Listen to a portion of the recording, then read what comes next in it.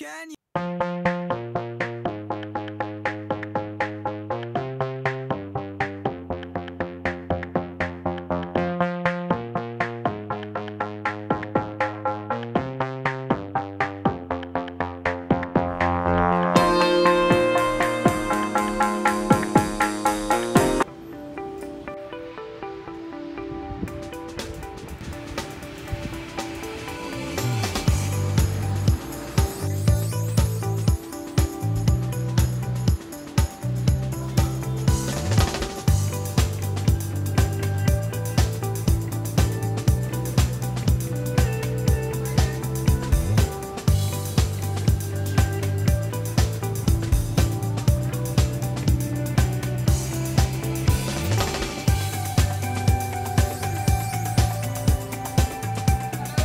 Nung nasa Pilipinas ako, lahat ng nababasa ko, sinasabi nila, madaling maghanap ng trabaho dito sa Canada. Ka lang maselan, magkakaroon ka agad ng trabaho. So, nung dumating ako dito, yun yung baon kong hope. Still studying, I'm only allowed 20 hours to work here. 20 hours per week to work here in Canada. Yun na yung maximum. I went to the interview in Tim Hortons. So, yun na yung pang-anim na interview ko. So, hindi na ako masyadong kinakabahan. Kasi usually, ang tinatanong nila sa interview lang sa akin. I don't know if it's for everybody, but sa akin, yun ang tinatanong palagi is yung availability lang. Pero, totoo.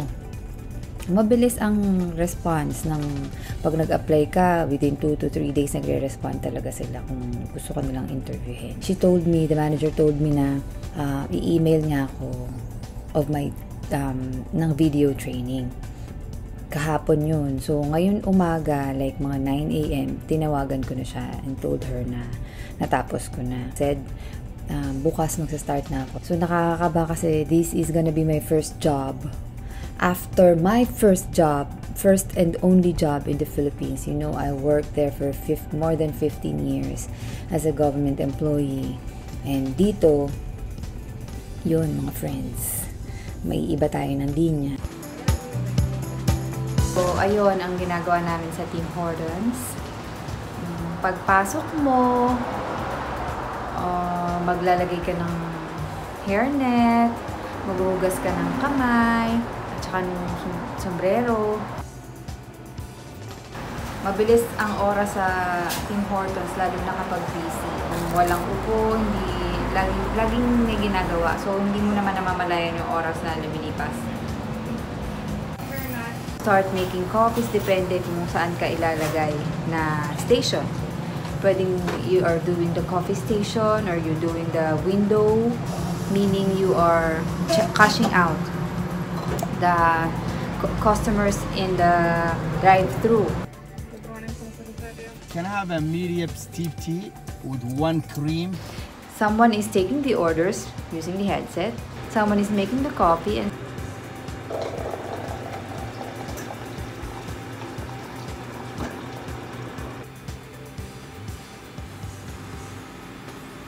and someone is cashing out. When you're at storefront, you are cashing them out, you are taking the orders, and then you are making the orders. You know the other difference between working here in Canada and working in the Philippines?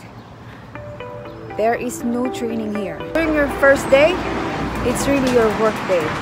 So, sabak agad.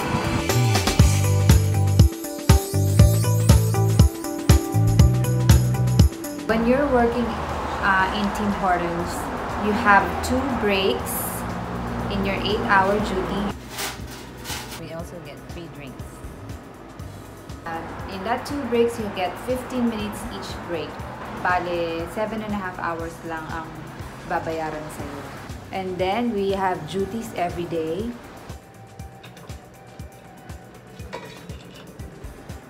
Mopping of the floor. Some of us wash the soup containers, egg containers. That's part of the job.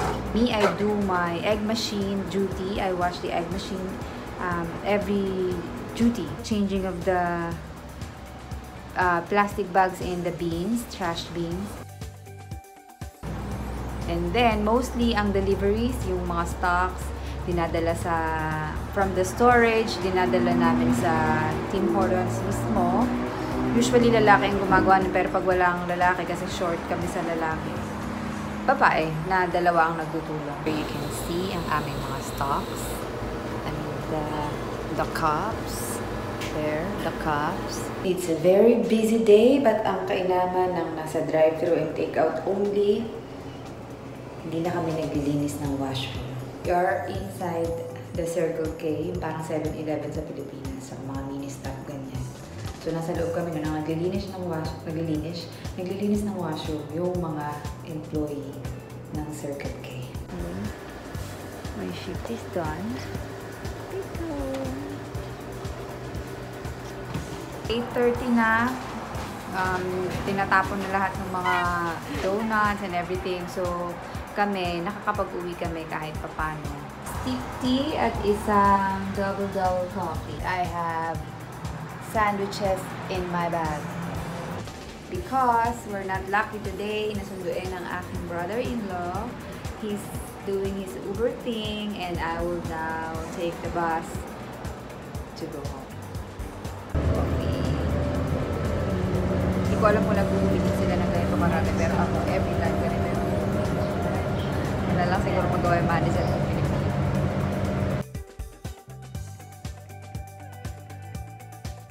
So after work natin sa Teams, maglalaba naman tayo ng damit.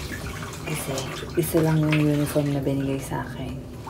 Mga katulad ko, who are used to working in the office, sa umpisa, mahirap. Dito sa Canada, this is the easiest job na makukuha mo.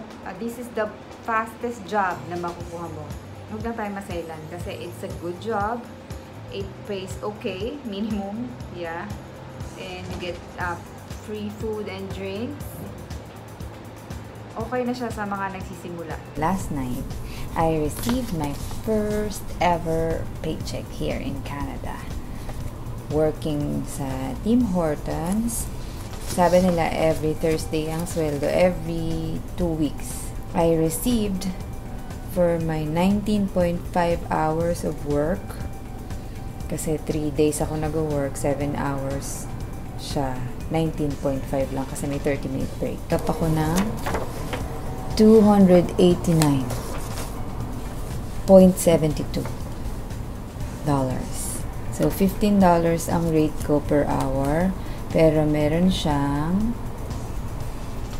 kaltas na EI and CPP. Yun daw yung insurance para kapag nawalan ka ng trabaho, bibigyan ka ng government. Yung CPP for retirement. Siya auto-deposit. So, nakatanggap. Ganyan siya. Abangan natin ang mga susunod na paycheck.